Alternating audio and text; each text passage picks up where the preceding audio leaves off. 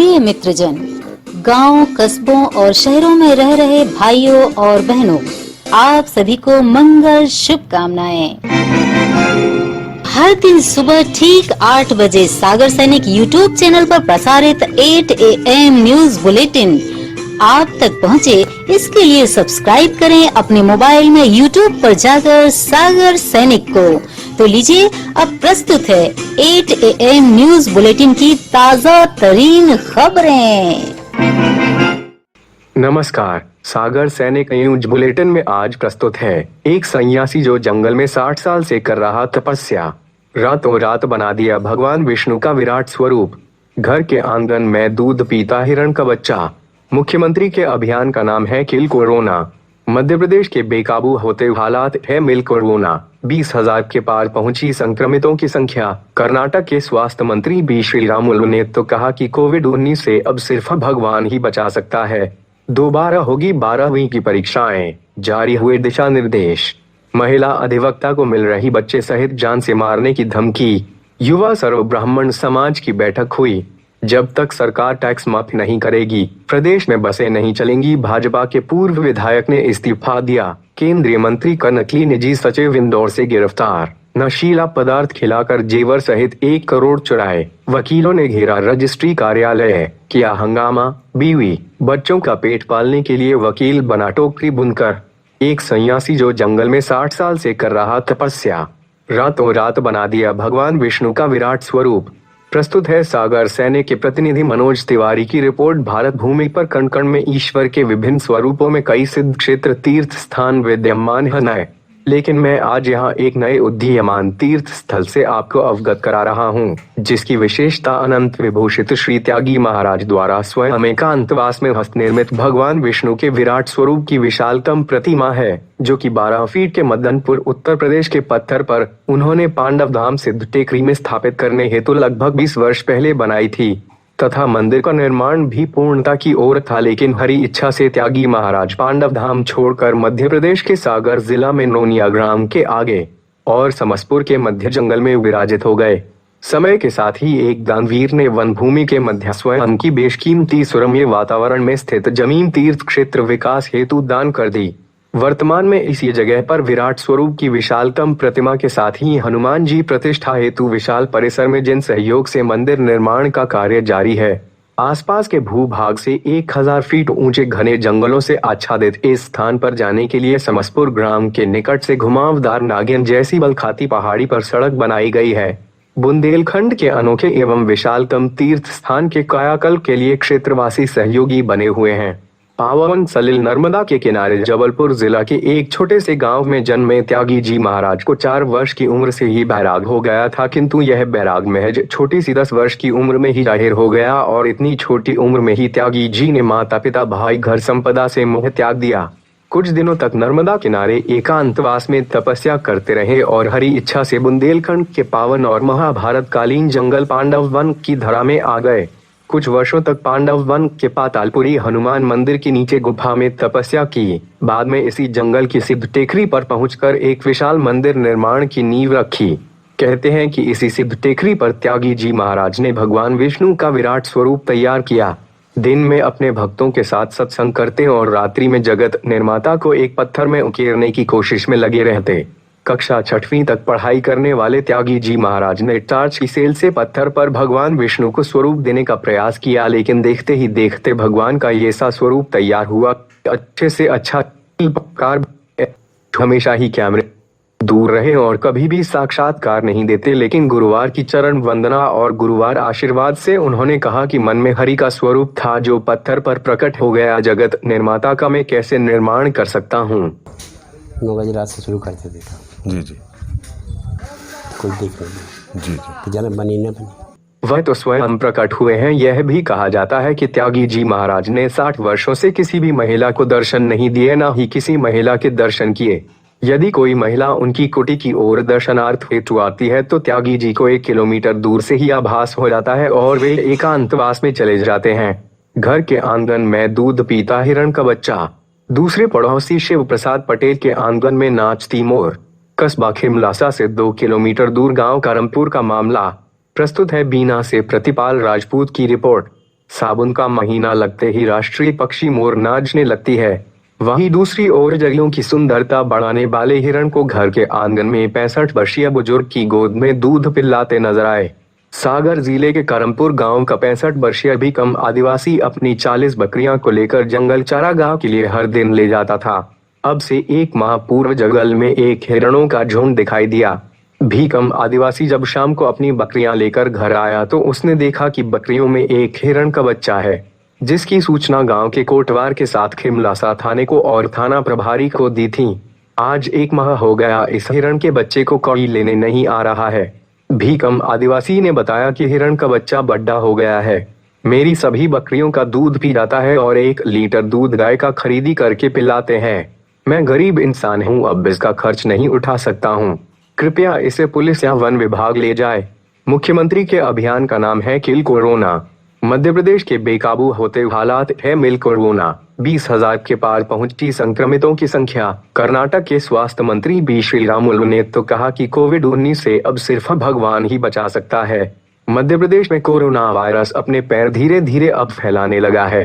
प्रदेश भर के corona positive मरीजों में से लगभग आधे इंदौर और भोपाल के हैं। प्रदेश का हर चौथा संक्रमित इंदौर का और हर 5वां मरीज भोपाल का है। वहीं बात जबलपुर की करें तो यहां पर कोरोना विस्फोट ही हो गया। बीते दिन जिले में 58 नए कोरोना पॉजिटिव मरीज सामने आए। मध्य प्रदेश की राजधानी में कोरोना के चलते हालात लगातार बिगड़ते जा रहे हैं। गुरुवार सुबह आई रिपोर्ट्स में 134 नए कोरोना के मरीज मिले हैं। ये पहली बार है जब इतनी बड़ी संख्या में एक साथ इतनी बड़ी संख्या में कोरोना के मरीज सामने आए हैं। लॉकडाउन हटने के बाद एक बार फिर कोरोना के मरीजों की संख्या में तेजी से इजाफा हो रहा है और रोजाना बड़ी संख्या में कोरोना के मरीज सामने आ रहे हैं। शहरों के साथ साथ अब कोरोना का संक्रमण गांवों तक पहुंच चुका है और गांवों में भी कोरोना के मरीज मिलने लगे हैं। बुधवार को 735 नए केस सामने आने के बाद संक्रमितों की संख्या 20,000 के पार 20,378 तक आ गई। ऐसे में शासन ने जिलों में दुकानें खोलने और बंद करने को लेकर निर्णय लेने का जिम्मा क्राइसिस मैनेजमेंट ग्रुप को दे दिया है। उनकी सलाह पर ही आगे की कार्यवाही की जाएगी। सक्रिय केस की संख्या 5,562 हो गई है। सबसे ज्यादा सक्रिय केस 1,265 इंदौर और भोपाल में 937 हैं। हालांकि अब तक 14,127 लोग ठीक होकर घर पर लौट चुके हैं।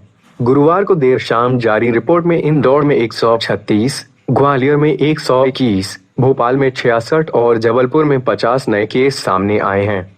इंदौर और भोपाल में 2 से 2 मौतें भी होगी।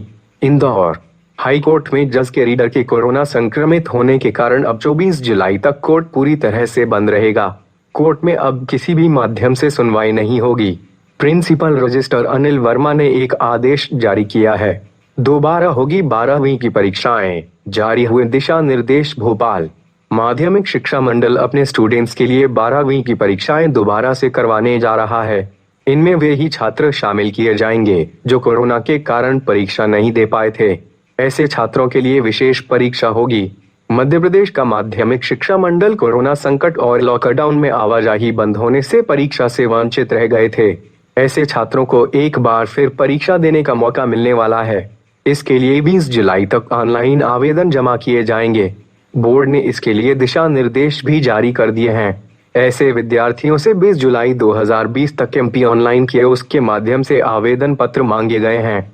महिला अधिवक्ता को मिल रही बच्चे सहित जान से मारने की धमकी। कटनी जिले में इन दिनों अपराध का ग्राफ कुछ ऊपर चढ़ता नजर आ रहा है। अपराधी अब अपने बचाव में अधिवक्ताओं को ही परिवार समेत जान से मारने की धमकी देने लगे हैं। पीड़ित महिला अधिवक्ता ने इसकी शिकायत एसपी के साथ ही बार काउंसिल से भी की है। पीड़ित अधिवक्ता के अनुसार एक क्रिमिनल केस जो कटनी जिला न्यायालय में लंबित है, उसी सिलसिले में यह धमकी भरा फोन बार बार आ रहा है। फोन करने वाला इस केस से हटने की धमकी दे रहा है। कह रहा है कि केस नहीं छोड़ा तो बेटे संग मौत के घाट उतार देंगे। हालांकि महिला अधिवक्ता ने केस न छोड़ने की बात स्पष्ट कर दी है। महिला अधिवक्ता मंजुला बजाज का कहना है कि 14 जुलाई को जब वह अपने घर में थी तभी पहला कॉल उनके फोन पर आया था। फोन पर वह धमकी भरे लफ्जों में कहने लगा कि तुम केस को छोड़ दो, नहीं तो अच्छा नहीं होगा। जब मैंने उनसे कहा कि मैं केस नहीं छोड़ूंगी तो उन्होंने धमकियां देना शुरू कर दी। इसी नंबर से मुझे बार बार कॉल आई। इसमें मुझे केस छोड़ने के लिए कहा और केस नहीं छोड़ने पर जान से मारने की धमकी दी। ये सभी कॉल की रिकॉर्डिंग मेरे मोबाइल नंबर पर सुरक्षित है। उन्होंने बताया कि एसपी से लिखित शिकायत करते हुए आरोपित के खिलाफ अविलंब कार्रवाई करने की मांग की है। इस बाबत बार काउंसिल को भी जानकारी दे दी है। युवा सर्व ब्राह्मण समाज की बैठक हुई, पदाधिकारियों को दिए गए नियुक्ति पत्र। खुर्रई से मुकेश कौशिक की रिपोर्ट। युवाओं को जागृत करने, समाज में एकता बनाए रखने के उद्देश्य से युवा सर्व ब्राह्मण समाज की बैठक का आयोजन रीठौर स्थित हनुमान मंदिर पर किया गया। बैठक की अध्यक्षता सर्व ब्राह्मण समाज के अध्यक्ष मनोज दुबे ने की। कार्यक्रम में युवाओं से समाज के हितों के लिए आगे आकर कार्य करने का आह्वान किया गया। यह बैठक समाज के संरक्षक अशोक मिधोनतिया, संतोष दुबे, सीताराम नायक, महेश राजौरिया के आतिथ्य में संपन्न हुई। सभी नवनियुक्त युवा संगठन के पदाधिकारियों को नियुक्ति पत्र प्रदान कर कार्यभार सौंपा गया। कार्यक्रम का संचालन अमित दुबे ने किया और आभार संजय दुबे ने माना। कार्यक्रम का आयोजन युवा सर्व ब्राह्मण समाज के अध्यक्ष सचिन शर्मा द्वारा किया गया था। उक्त अवसर पर उपस्थित सभी युवाओं और अतिथियों ने स्नेह भोज का आनंद लिया। कार्यक्रम के प्रारंभ में भगवान हनुमान जी के मंदिर में पूजा अर्चना कर सभी ने चरण वंदन कर क्षेत्र की खुशहाली के लिए भगवान से प्रार्थना की। एसोसिएशन ने बसों के संचालन से फिर इंकार किया। कहा, जब तक सरकार टैक्स माफ नहीं करेगी प्रदेश में बसें नहीं चलेंगी। इंदौर समेत प्रदेश में एक बार फिर बस संचालक ऑपरेटरों ने बसों के संचालन से इंकार कर दिया। बस एसोसिएशन ने कहा, लॉकडाउन के बाद से हम लगातार प्रदेश सरकार से मांग कर रहे हैं कि 4 महीने का टैक्स माफ किया जाए, आगे भी टैक्स में छूट दी जाए, लेकिन हमारी मांगे नहीं मानी गई। जब तक सरकार हमारी मांगे नहीं मानेंगी हम बसों का संचालन दोबारा शुरू नहीं करेंगे। प्राइम रूट बस ऑनर्स एसोसिएशन के अध्यक्ष गोविंद शर्मा के अनुसार बस ऑपरेटर वर्तमान स्थितियों में बसों का संचालन करने असमर्थ है।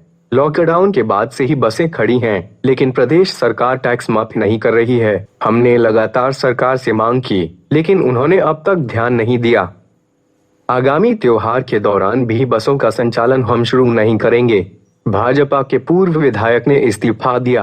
कहा, पार्टी में तानाशाही, पुराने कार्यकर्ताओं का अपमान किया जा रहा। प्रदेश में 25 सीटों के उपचुनाव को लेकर घमासान तेज हो गया है। एक तरफ कांग्रेस के 5 विधायकों के भाजपा के संपर्क साधने की खबरों ने कांग्रेस की बेचैनी बढ़ा रखी है। वहीं गुरुवार को दतिया जिले के सेवड़ा से पूर्व विधायक रामदयाल प्रभाकर ने भाजपा की प्राथमिकता सदस्यता और सभी पदों से त्याग पत्र दे दिया। उन्होंने प्रदेश भाजपा अध्यक्ष वी.डी. शर्मा को इस्तीफे का पत्र भेजा है, जिसमें उन्होंने पार्टी में तानाशाही और पुराने कार्यकर्ताओं की उपेक्षा और अपमान करने का आरोप लगाया है। दतिया नरोत्तम मिश्रा का गृह जिला है। केंद्रीय मंत्री का नकली निजी सचिव इंदौर से गिरफ्तार। इंदौर क्राइम ब्रांच ने एक ऐसे आरोपी को गिरफ्तार किया है जो केंद्रीय मंत्री का निजी सचिव बनकर सरकारी अधिकारियों को काम करवाने के लिए कॉल करता था। इतना ही नहीं, वह कई बार अधिकारियों के तबादले सहित अन्य कामों के लिए मंत्रियों को भी कॉल लगा देता था। कई बार वे बड़े नामों का सहारा लेकर अधिकारियों को धमकाता भी था। आरोपी पर 10 से 12 अपराध दर्ज है। आरोपी को इंदौर क्राइम ब्रांच ने पकड़कर कोर्ट में पेश किया, जहां से उसे दिल्ली पुलिस के सुपुर्द कर दिया गया। पुलिस ने बताया कि दिल्ली क्राइम ब्रांच ने एक युवक के खिलाफ केस दर्ज किया था। आरोपी युवक सरकारी अधिकारी बनकर सरकारी अधिकारियों को अपने फायदे के लिए कॉल कर धमकाता था। आरोपी ने किसी के तबादले के लिए सचिव लेवल का अधिकारी बनकर सचिव को ही कॉल किया था। आरोपी अभिषेक द्विवेदी रीवा का रहने वाला है। इसके खिलाफ 10 से 12 अपराध दर्ज हैं। आरोपी को पंढरीनाथ थाना स्थित एक होटल से गिरफ्तार किया गया है। आरोपी का आपराधिक रिकॉर्ड है। कुछ वारंट में भी ये वांटेड है। नशीला पदार्थ खिलाकर जेवर सहित 1 करोड़ चुराए। राजगढ़ जिले के पचौर में मंगलवार रात एक नामी व्यापारी के यहां बड़ी वारदात हो गई। सोने की ज्वेलरी सहित करीब 1 करोड़ रुपए का सामान व कुछ नकदी वहीं काम करने वाले नेपाल की केयर टेकर चुरा ले गए। पुलिस के अनुसार श्रीराम गोयल निवासी पचौर के मकान में वारदात हुई। परिजनों को सुबह श्रीराम, उनकी पत्नी सुषमा, बेटी कुशांगी गोयल और उसकी 1.5 साल की बेटी बेहोशी की हालत में मिले। दोपहर बाद भी उन्हें ढंग से होश नहीं आ पाया। श्रीराम की दिल्ली में रहने वाली बेटी कुशांगी की 1.5 साल की बच्ची के लिए केयर टेकर दिल्ली से ही हायर किया था। उसका नाम अनुष्का बताया गया था, जिसे दिल्ली की ही एक मेड सर्विस कंसल्टेंसी से हायर किया गया था। करीब महीने भर पहले से वे पचौर में आई। रात को करीब 8 बजे बाद उसने घर में रहने वाले सभी लोगों के खाने में नशीला पदार्थ मिलाकर खिला दिया और घर में रखे करीब 2 लाख रुपए नकदी और हाल ही में शादी की ज्वेलरी चुरा ली। गुना में किसान परिवार की पिटाई के मामले में 6 पुलिस कर्मियों पर गिरी गाज हुए सस्पेंड। मध्य प्रदेश के गुना में अतिक्रमण हटाने के लिए पहुंची पुलिस ने किसान दंपत्ति की लाठियों से पिटाई करने के मामले में राज्य सरकार ने कार्रवाई करते हुए 6 पुलिस कर्मियों को सस्पेंड कर दिया है। मंगलवार को गुना कैंट इलाके में कॉलेज की जमीन पर कब्जा हटाने के दौरान वहां खेती कर रहे किसान दंपति ने कीटनाशक पी लिया था। इसी दौरान पुलिस ने किसान के स्वजनों पर लाठी चार्ज किया था। वकीलों ने घेरा रजिस्ट्री कार्यालय, किया हंगामा, पंजीयक पर लगाए गंभीर आरोप। जबलपुर कलेक्ट्रेट परिसर स्थित जिला पंजीयक कार्यालय में बुधवार को उस समय हंगामे की स्थिति बन गई जब कुछ वकील जिला पंजीयक निधि जन के कार्यालय में पहुंचकर नारेबाजी करने लगे। वकीलों का आरोप था कि मैडम का बर्ताव सही नहीं है। वकीलों की यह भी शिकायत रही कि बगैर भ्रष्टाचार के छोटे से छोटा काम भी नहीं होता। दूसरी तरफ समय सीमा नाम की कोई बंदिश नहीं है। विभागीय काम से एक अधिवक्ता पंजीयक कार्यालय पहुंचे, तय समय सीमा निकल जाने के बाद भी उनका काम नहीं हो पाया। नतीजतन वे भड़क गए। इसके बाद कुछ वकील पंजीयक निधि जन के कक्ष में पहुंचे और इसके बाद दोनों के बीच जमकर कहासुनी हुई। इसके बाद अन्य अधिवक्ता मौके पर पहुंच गए और जमकर प्रदर्शन किया। जिला अधिवक्ता संघ अध्यक्ष सुधीर नायक का कहना है कि पंजीयक मैडम का बर्ताव सामान्य नागरिक व पक्षकारों के साथ सही नहीं है। बुधवार की दोपहर उन्होंने वकीलों के साथ भी अभद्र व्यवहार किया। भ्रष्टाचार की शिकायत भी लगातार बढ़ती जा रही है। प्रशासन से मांग है अधिकारी को हटाया जाए। जिला पंजीयक निधि जन का कहना है कि मेरे कक्ष में आकर एक अधिवक्ता ने अभद्र व्यवहार किया है, जिसकी शिकायत जिला बार और कलेक्टर से की गई है। लॉकडाउन में बीवी बच्चों का पेट पालने के लिए वकील बना टोकरी बुनकर। हाईकोर्ट के चीफ जस्टिस ने ऐसे की मदद। कोरोना वायरस के चलते लागू लॉकडाउन में कारखानों, कार्यालयों और न्यायालयों के बंद होने के दौरान बहुत से लोगों की आय गंभीर रूप से प्रभावित हुई। पिछले महीने न्यूज एजेंसी ने अपनी रिपोर्ट में तमिलनाडु के एक ऐसे वकील की मजबूरी पर प्रकाश डाला था, जिसे लॉकडाउन में अपनी आजीविका चलाने के लिए वकालत छोड़ टोकरी बुनकर बनना पड़ा। तमिलनाडु के 34 वर्षीय के उत्तमा कुमारन को लॉकडाउन में अपनी आजीविका चलाने के लिए टोकरी बुनकर बनने के लिए मजबूर होना पड़ा। वह तंजावुर के पट्टुकोट्टई अदालत में प्रैक्टिस कर रहे थे और एक वकील के रूप में प्रति माह 25,000 रुपए कमा रहे थे। लॉकडाउन में लेकिन 2 महीने से अधिक समय तक काम न मिलने की वजह से उन्हें अपनी पत्नी और बेटे का पेट पालने के लिए अपने पारंपरिक काम को फिर से अपनाने के लिए मजबूर होना पड़ा। तमिलनाडु के उस युवा अधिवक्ता की मदद के लिए अब छत्तीसगढ़ हाईकोर्ट के मुख्य न्यायाधीश न्यायमूर्ति पीआर रामचंद्र मेनन आगे आए हैं। न्यायमूर्ति रामचंद्र मेनन ने एक पत्र के साथ उत्तमा कुमारन की मदद के लिए 10,000 रुपए का उपहार भेजा।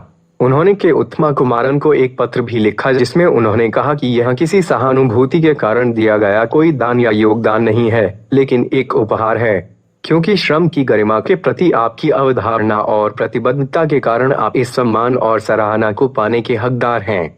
डंडा।